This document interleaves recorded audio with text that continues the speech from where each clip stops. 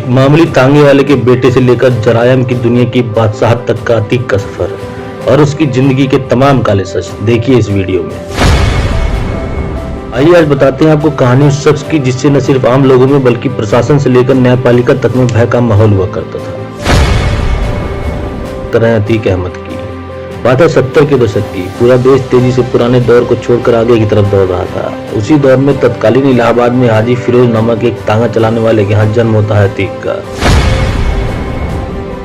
बड़े होते होते अतीक को भी नए जमाने की तेज रफ्तार की लत लग गई थी और अत्यधिक महत्वाकांक्षी होने के नाते उसने बहुत कम उम्र में ही जुर्म की दुनिया में तेजी से कदम रखना शुरू कर दिया था। हाई स्कूल में फेल होने के बाद महज 17 वर्ष की उम्र में अतीक पर पहली हत्या का आरोप लगा। फिर क्या था, एक नाबालिग लड़के के हौसले और बुलंद हुए और वह जरायम की दुनिया में और तेजी से ऊपर जाने लगा। इलाहाबाद के चकिया और उसके आसपास के इलाकों में उसका खौफ इस कदर बढ़ चुका था कि अब वो रंगदारी भी वसूलने लगा। जिस वक्त अतीक तेजी से आगे बढ़ रहा था उस समय इलाहाबाद में अपराध की दुनिया में चांद बाबा नामक गैंगस्टर की हुकूमत चलती। उसका भय इतना कि पुलिस भी कभी उस पर हाथ डालने की जरूरत नहीं कर सकती। बाबा के साम्राज्य को समाप्त करने के लिए प्रशासन और पुलिस तथा उस समय के कुछ राजनेताओं ने अपने निजी लाभ के लिए अतीक को सह देनी शुरू की। जिसके बाद अतीक की ताकत और बढ़ गई और खुद को एनकाउंटर से बचाने के लिए तत्कालीन सांप्रदायिक माहौल को देखते हुए सन 1989 में इलाहाबाद वेस्ट सीट से अपनी किस्मत आजमाई और लोगों में अपने भय और रसूख के दम पर चांद बाबा को हराकर वो निर्दलीय ही चुनाव जीत गया और राजनीति में अपना पहला कदम रखा। समय तक अतीक का हौसला कुछ इस तरह बुलंदी पर था कि उसने भरे बाजार में ही चांद बाबा की हत्या करवा दी और पूरे इलाहाबाद के अपराध जगत पर अकेले हुकूमत करने लगा। इस दौरान उसका डर लोगों के दिलों में इतना घर कर गया था कि कोई उसके खिलाफ इलाहाबाद की वेस्ट सीट से नामांकन ही नहीं करता था और साल दर साल वो 1991, 93, 96, सन 2002 तक लगातार 5 बार इलाहाबाद की सीट अपने नाम करता रहा। दौरान समाजवादी पार्टी से उसकी नजदीकियां बढ़ती गईं और 2004 में पार्टी ने उसे फूलपुर लोकसभा से टिकट दिया जो कभी भारत के पहले प्रधानमंत्री जवाहरलाल नेहरू की सीट हुआ करती थी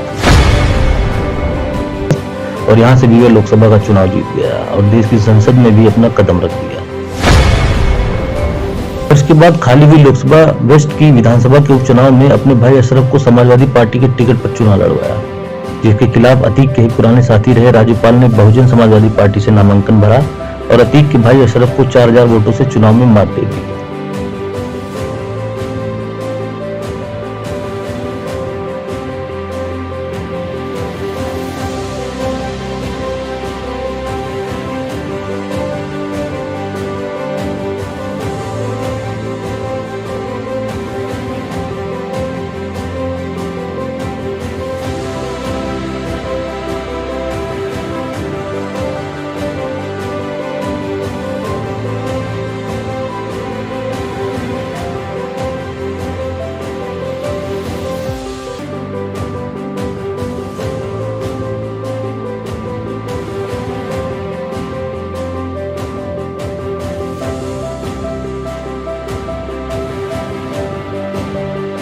और 3 जून 2019 को उसे अहमदाबाद के साबरमती जेल में भेज दिया गया। इसके बाद हाल ही में हुए उमेश पाल हत्याकांड की सुनवाई के सिलसिले में उसे प्रयागराज लाया गया था, जिसमें उसे उम्र कैद की सजा सुनाई गई।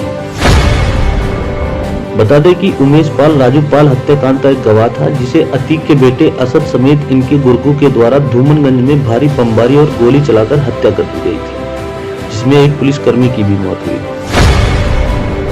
असद अपने साथी के साथ झांसी में पुलिस एनकाउंटर में मारा गया तथा उसके अगले ही दिन 17 अप्रैल को करीब रात 10 बजे पुलिस कस्टडी में अस्पताल जा रहे अतीक और भाई अशरफ की बदमाशों द्वारा गोली मारकर हत्या। दुनिया की न्यूज अपडेट के लिए हमारे पेज को लाइक और शेयर करें। Bureau report IND News 24।